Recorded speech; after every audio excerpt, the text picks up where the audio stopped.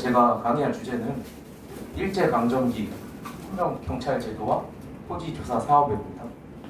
그러니까 일본을 알려면 일단은 서부 세력이 있고 동부 세력이 있어요. 아시다시피 이제 도요토미 히데요시가 서부 세력이에요. 그래서 이제 그러니까 서부 세력이 정권을 잡으면 항상 문제가 뭐냐면 동아시아가 시끄러워져요. 그래서 이제 도요토미 히데요시에 대해서 이야기를 해야 되는데요. 이 도요쿠니 신사라는 게 뭐냐면은 도요토미 히데요시 신사예요. 메이지 유신 때 이제 그 세력들이 만든 유산인데요. 그게 지금 현재 교토에도 아직 남아 있어요. 도요토미 히데요시가 전국을 통일하고 나서 조선을 침략하죠.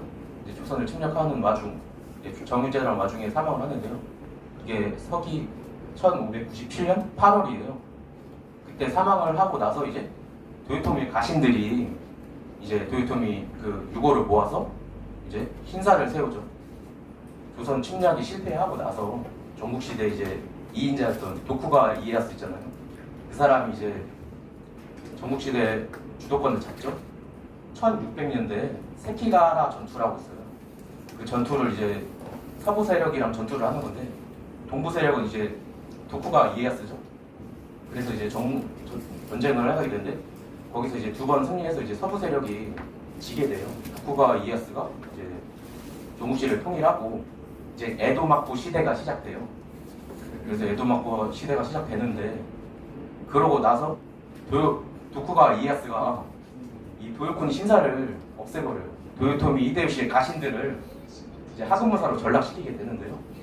그러다가 이제 한 근 250년 지났을 때 평화롭게 지나가요. 조선이랑 수교도 하고.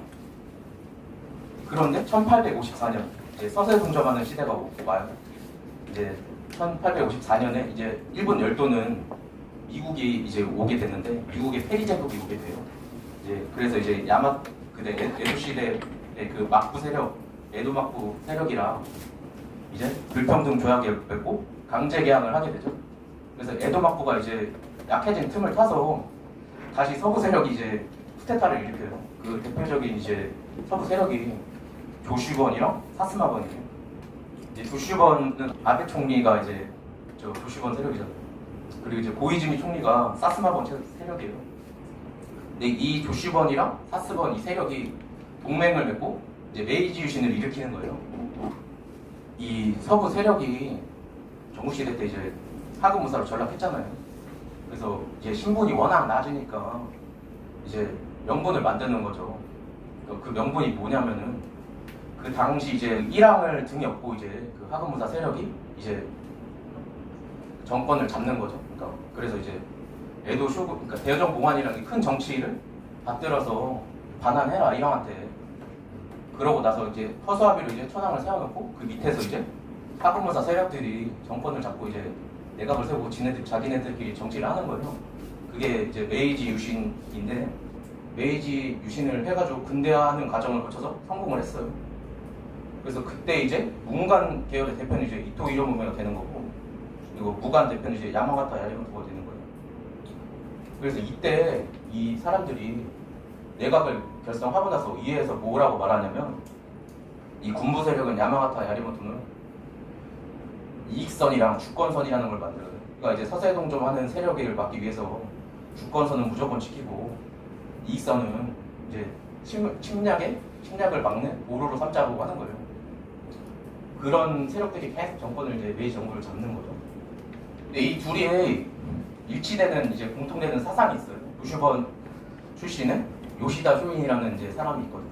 송화촌숙이라는 자그마한 정치학교를 세웠는데 거기서 이제 저런 메이지 유신의 그 주도 세력이 나온 거예요. 근데 이 정한론의 근거가 뭐냐? 그 근거를 찾아보면 일본서기라는 곳에서 나와요.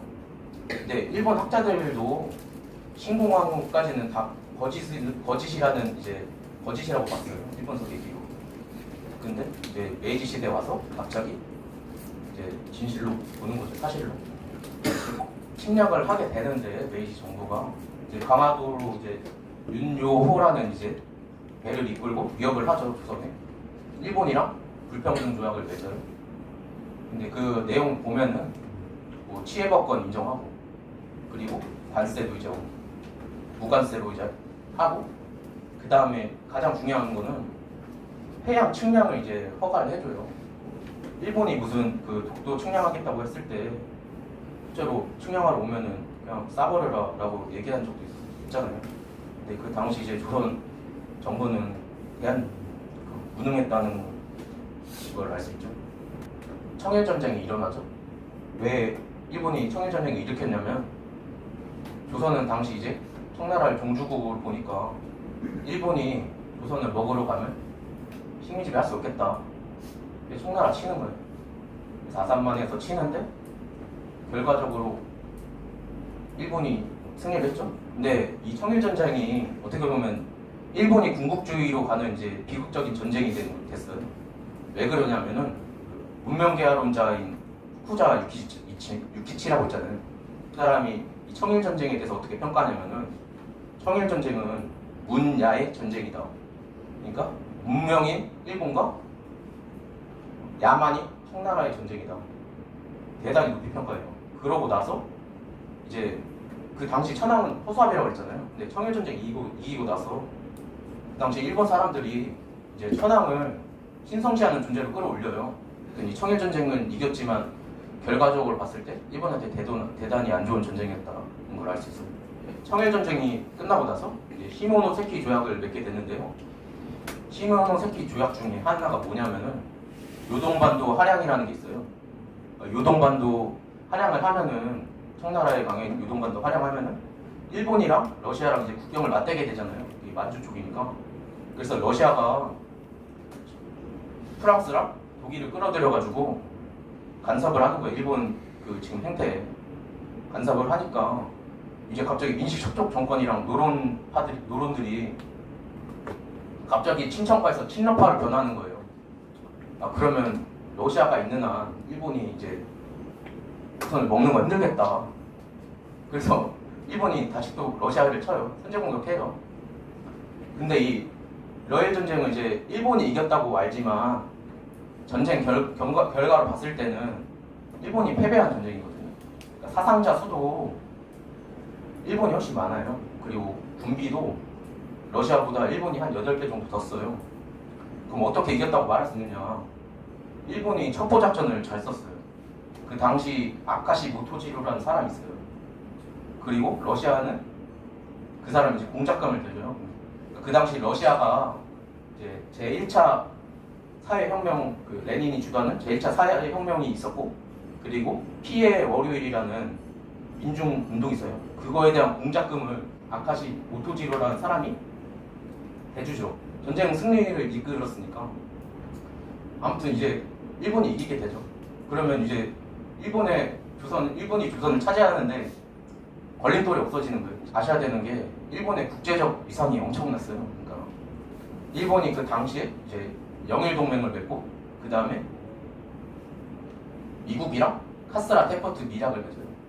그러니까 영일동맹을 맺는데 거기 나타난 조약을 보면은 영국이 청나라를 차지하고 일본이 이제 조선을 차지하는 거 그거 인정해줘라. 상호 간섭하지 말자. 그런 얘기고, 그리고 미국이랑 맺은 이제 카스라 테퍼트 미락은 뭐냐면은 미국이 필리핀 차지하고 일본이 조선 차지하는 거 상호 인정해라. 상호 간섭하지 말아라. 그렇게 얘기하는 거예요. 조선을 차지하는 건 기정사실로 됐으니까 여러 가지 조약을 맺어요. 일단 1904년은 이제 러일 전쟁 당시에 이제 맺은 거고, 그러니까 일본이 군사 전략상 필요한 지점을 차지하여 이용한 고문정치 외교와 재정 외국인 고용 파견 일산의경, 이거는 외교권 박탈하고 이제 통감을 설치하는 거죠. 이제 나중에 통감부가 조선 총독부가 되는 거고, 그리고 차관정치를 한일 시별각은 차관정치 시행하고 대한제국 군대를 해산시킨다. 기후각서는 대한제국 사법권과 경찰권을 박탈한다. 그리고 국권을 상실하고 일본의 식민지가 된다. 일제 식민 통치를 어떻게 했나, 그거에 대해서 이제 말씀드리도록 하겠습니다. 이제 헌병 경찰 제도라고, 그러니까 말 그대로 군인이 경찰 임무를 겸임하는 거예요.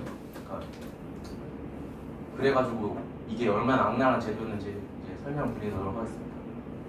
1907년에 기후각서 맺으면서 경찰권 뺐잖아요. 이때 경찰권 뺏고 나서 수많은 이병들이 많이 죽어요. 그러니까 경찰권이라는 명목, 경찰권을 가졌다는 명목하에 헌병들이 이제 이병들을 잡아서 이제 죽이고요. 근데 합방 전인데도 그렇게 잔인했다는 거예요.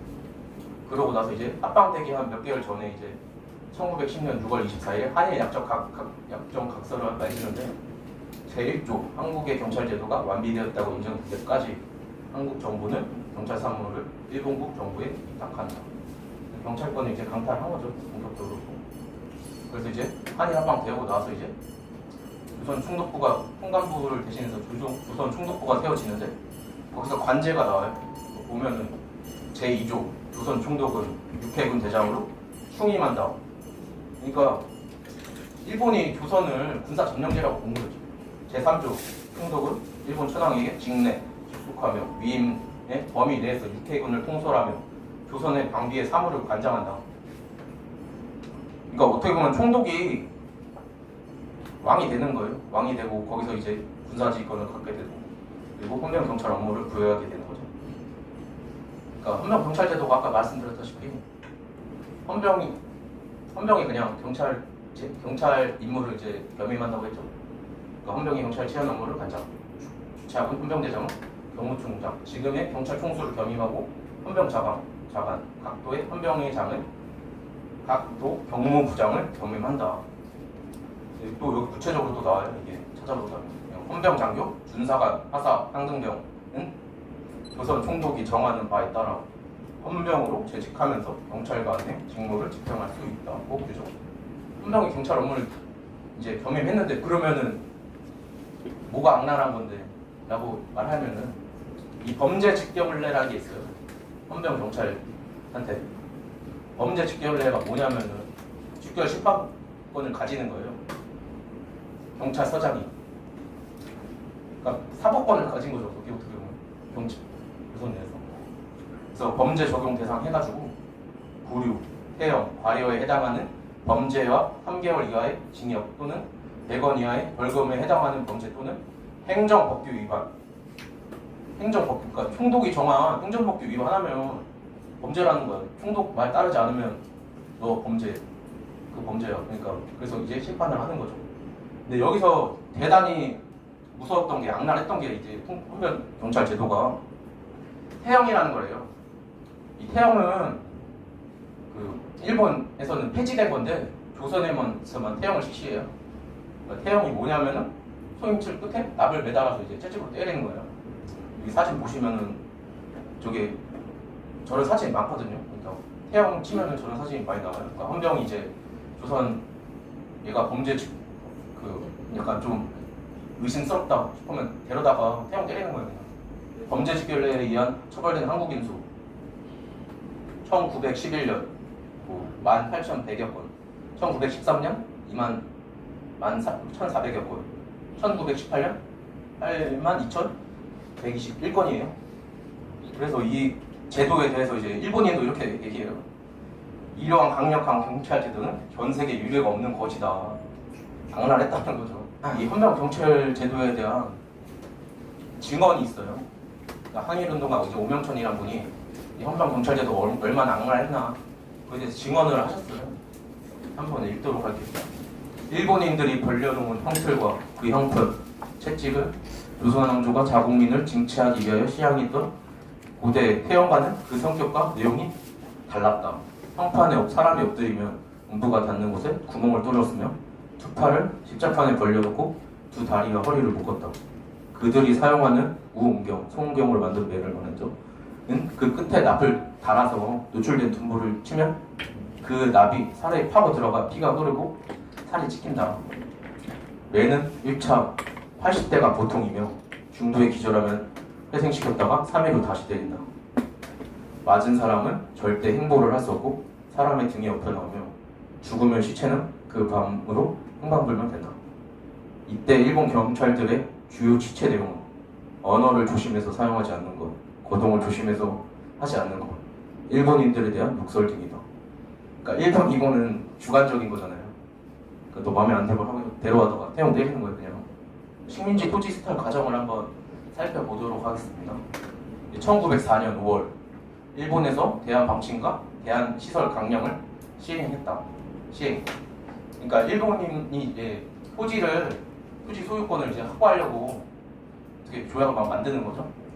그 주된 이제 이 방침과 강령이 뭐냐면은 관이 소유한 황무지를 개간하면은 일본이 소유되게 해달라. 그리고 민간이 소유한 땅을 매입하게 해달라. 그 영구 대차권, 영구적으로 이제 땅을 빌려주는 사실상 소유하는 거죠. 이걸 인정해달라고 하는 거예요. 근데 어떻게 보면은 조선이란 나라는 농업국가니까 이 토지를 이제 신성시할 수밖에 없어요. 그래서 이제 대한제국에서도 아주 세게 법을 만들거든요. 1905년 4월 29일 대한제국에서 형법 제200조 5호 토지매매 금지법 규정. 이게 뭐냐면은 외국인은 토지 팔면은 사형이다 라고 규정을 해요. 그리고 나서 그 판매를 그냥 용인해줬던 관리도 사형이다 라고 이제 금지법을 만들어요. 근데 이제 1905년에 이후에 이제 외교권을 박탈하죠. 이제 그러고 나서 이제 거의 대한 제국은 이제 망해가는데, 그러고 나서 이제 본격적으로 일본인이 토지를 소유하게 돼요. 1906년 11월 토지가옥 증명 유치해서 일본인 토지 소유를 합법화시키고요. 그리고 12월 토지가옥 전당 집행 규칙에서 이제 토지 담보로 이제 고리로 이제 그 대출을 해주는 거죠. 그러니까 지금으로 말하면 담보 고의율 대출인데, 만약 이거 제 기간 내에 갚지 않으면은 토지 이제 내 거다. 일본인 일거 되게 해달라. 그래서 이제 일본인 토지 소유를 합법화했고, 1907년 7월 국유 미간지 이용법을 발표해서 황무지를 10년 내에 이제 개간하는 걸 성공하면은 일본이 국지 소유 허용해달라라고 말하는 겁니다. 또 1908년 3월 동양 척식 주식회사법 공포. 이게 뭐냐면은 어떻게 보면 토지를 뺏으면은 이제 뺏고 나서 그 토지를 일본인들이 쓸 수 있게 해주는 거예요. 그래서 이게 농업을 장려하는 거죠, 일본인들한테. 대한제국 가서 거기서 이제 농업하려면 동양 주식회사를 통해서 가는 거예요. 한국의 토지를 확보하기 위한 일본인 이주 농업 장려 회사라고 보시면 돼요. 여기에는 이제 일본인들이 그 대한제국 왕실 토지를 가지고 이 동양 주식회사 이제 주를 사거든요. 그러고 나서 이제 먹잖아요, 대한제국. 그러고 나서 이제 대한제국 국토가 이제 일본에 들어가는 거죠. 한일합병 늑약이 체결되면서. 중요한 게 토지 조사 사업인데요. 그러니까 왜 토지 조사 사업을 했냐?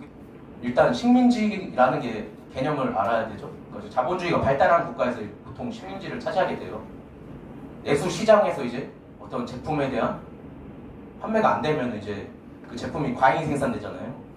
그래서 그 과잉 생산된 그 물품을 이제 식민지에 팔려고 하는데, 그래서 식민지를 이제 자꾸 지배하려고 하는 거예요. 자본주의가 발달된 국가는. 그리고 나서 이제 잉여 자본을 투자하려고 이제 식민지를 이제 계속 가지려고 하는 거예요. 그 식민지 땅에 가서 이제 거기다 공장을 세우면은 어떻게 보면 임금이 쌀 거 아니에요. 그것도 있고, 그리고 이제 1차 원료를 바로 직접 공급받을 수 있으니까 자본주의가 발달한 국가에서만 식민지가 필요한 거예요. 근데 일본은 그 당시에 이 발달된 자본주의 국가가 아니었어요. 근데 그럼에도 불구하고 식민지를 지배를 한 건데, 그걸 알 수 있는 이유가 뭐냐면은 1913년 일본의 수출입 품목을 살펴보면 알 수 있어요. 보시면은 수입을 이제 연화, 철류, 기계유 하잖아요. 그래서 이 연화를 이제 가공해서 이제 명주실, 연사, 견직물 이런 걸 한다는 거예요. 그러니까 1차 가공을 그쵸 대파하는 건데, 이거는 대한제국에서도 할 수 있는 수준의 산업이에요. 그래서 그러니까 일본은 당시에 그냥 내수 시장을 개발하는 게 중요한 거지, 식민지 지배에서 뭐 제품을 팔고 이런 게 중요한 게 아니에요. 그래서 왜 일본이 그럼 식민지 지배한 거냐? 여기서 이제 어떻게 보면 식민지를 지배한다는 거는 경제적 이익을 얻기 위해서 하는 건데, 근데 일본은 그래서 이제 경제적 이익을 얻으려고 토지 조사 사업을 하는 거예요. 토지를 뺏어서 이제 거기에서 나오는 원시적 자본을 빼앗아 자본을 축적해서 경제적 이득을 얻는 거죠. 그러니까 원시적 자본이라는 뭐 토지, 산림, 광림, 어장 이런 거 1차 원료를 뺏으려는, 그러니까 자본이 없는데 자본을 형성하는 거죠. 그렇게 할 수 있는 거. 이제 이상하게 일본은 다른 산업은 발전 안 했는데 군사력만 엄청나게 발전해. 아까 청일전쟁을 통해서 군국주의의 길로 갔다 그랬죠. 그래서 군산 산업은 많이 발전하는데 다른 산업은 많이 발전하지 못했어요.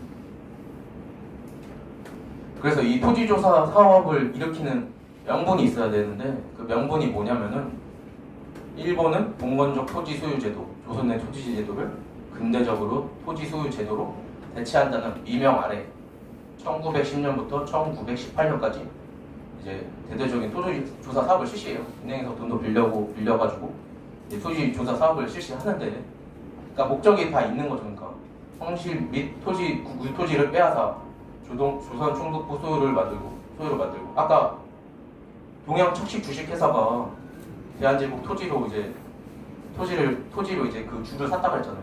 그래서 이제 병합하고 나서 이제 조선 총독부 소유가 된 건데 그렇게 된 거죠. 그 목적이 있었던 거죠. 지세를 늘려 조선 통치 자금으로 사용했습니다. 따라서 이제 일본이 이 토지를 빼앗기 위해서는 어떤 명분을 만드냐, 조선의 토지 소유 제도를 봉건적인 것으로 부인해야 돼요. 근대적인 토지 소유 제도로 만들려고 하는 명분이 있으니까. 그래서 이제 조선 총독부 소속의 일본인 어용 학자들이 이제 조선의 토지 제도가 어떤가에 대해서 연구를 했어요. 일단은 토지에 대한 권리는 세금을 거두는 이제 수조권이 있는 거고, 그리고 그 수조권에서 두 가지 종류로 나뉘어요. 그러니까 수조권이 왕실 또는 국가기관에 있는 토지면은 공전이라고 하는 거고, 그 수조권을 개인이 걷어가면은 그 사전이라고 하는. 그러면 소유권은 실제 경작하는 사람이 가지는 거예요. 토지 소유권을. 그래서 대대로 세습을 하잖아요. 이게 조상 대대로 내려온 땅이다 해가지고 세습을 하는 거잖아요. 그게 민전이에요. 경작자가 이제 곧 그냥 소유권을 가지게 되는 거죠. 근데 일본이 갑자기 토지 공유제를 주장을 해요. 왜 주장하냐면 이 수조권을 가진 국가가 수조권을 가진 거를 토지 소유권을 가진 걸로 이제 하는 거죠. 그러니까 수조권을 무시하고 그냥 수조권이 있으니까 이 땅은 이제 국가 거다 해가지고 그 명목으로 이제 조선 총독부가 가져가는 거예요. 그래서 엄청 많이 뺏겨요. 상당수의 사유지가 이제 국유지가 되어 조선 총독부 소유가 되었다라고 얘기하는 거예요. 그러니까 일제는 원래 두 개였던 토지의 권리가 갑자기 소유권, 그다음에 수조권, 그다음에 경작권 세 개로 나누어서 본 거예요. 그러니까 경작권이 있는 게 이제 소유권이라는 걸 모르고, 그리고 또 이제 제도의 맹점을 이용한 토지 스타를 하는데요. 그러니까 토지 신고제를 만들어요. 토지 소유 신고제. 그러니까 대단히 어려워요. 보면은 지금 해도 못할 것 같아요. 토지 조사령 제4호는 4조는 토지 소유자는 조선 총독이 지정하는 기간 내에 그 주소, 시명 또는 그 명칭 및 소유지의 소재, 지목, 자번호, 그러니까 땅의 번호, 사표, 사방관계표, 그리고 등급, 지적, 별수를 임시 토지조사국장에게 신고해야 된다. 토지신고제를 규정해요. 그러니까 엄청 복잡하게, 일반 백성들이 이건 못하죠. 감수적으로 이렇게 대대로 내려온 토지면은. 그런 건 다 조선 총독부로 넘어가는 거예요. 그러니까 한 예로, 한 양반가에서 이걸 이제 알고 나서 마을 사람들 다 모아놓고 우리 토지 안 뺏기려면 이거 신고제 해야 된다는 경우도 있어요. 근데 그거는 극히 일부 소수고 대부분은 다 이런 식으로 신고제의 악용으로 이제 다 뺏겨요. 조선 총독부에. 그리고 이 악용한 사례가 뭐냐면은 이 신고제, 그러니까 친일 성향의 이제 사대부나 몰입애들 있잖아요. 그 사람들이 그 마을의 공유지인데 공동으로 쓰는 땅인데 거기다가 그냥 말뚝 박아놓고 신고해버리면은 조선 총독부가 그걸 용인해줬어요. 그래서 이제 그거를 이제 공유지를 사유지로 만든 거죠. 그래서 이 조선 총독부라는 은어가 있어요. 그게 뭐냐면은 무리하게 남의 것을 차지하라는 욕심 많은 자들에게 이제 너 조선 총독부 말뚝이냐고 이제 얘기를 했다고 합니다. 그럼 이 토지조사 사업의 결과를 한번 살펴보도록 할 텐데요. 보시면은 조선 총독부가 차지한 토지와 임야 전국토의 40%에 달한다는 연구 결과가 있다고요. 상당히 많이 차지하는 거예요. 그냥 네. 그리고 9만 9,400여 건의 토지 소유권 분쟁 중 64,500여 건이 그러니까 65% 국유지에서 발생. 아까 말했던 제도를 악용해서 65%나 뺏겼다는 거죠. 뺏었다는 거죠. 조상 대대로 세습한 사유지를 국유지로 편집했기 때문이고 이로 인해 사유지를 잃은 대부분이 자장농이 소장농으로 전락했다. 약 3%의 전주층이 77%의 전후를 지배하는 수탈 농업자 본주의 사회 형성. 전후가 이제 소장농이 됐다는 거예요. 이제 토지를 잃은 농부가 이제 소장농이 됐다는 거고 자신에 따른. 그리고 동양 척식 회사의 토지는 설립 당시보다 4배 늘게 됐다. 아까 일본인들에게 조선에 와서 농업을 장려하는 회사가 동양 척식 회사잖아요. 여기서 이제 그 땅이 이제 설립 당시보다 74,000여 정도 아닌 4배나 늘었다고 하고, 이 동양 척식 회사가 지배하는 이제 소장농이 15만여 명이 달았다고 합니다. 그래서 이제 뭐 이열단의 나석주라는 분이 이제 동양 척식 회사에다가 폭탄 던지잖아요. 다 이런 이유가 있던 거예요. 이렇게 너무 이렇게 토지 스타일이 심하니까 그 당시 토지 조사 사업으로 가세지 면적 2배 가까이 늘게 됐다. 그리고 기세는 매우 통행률 40%예요.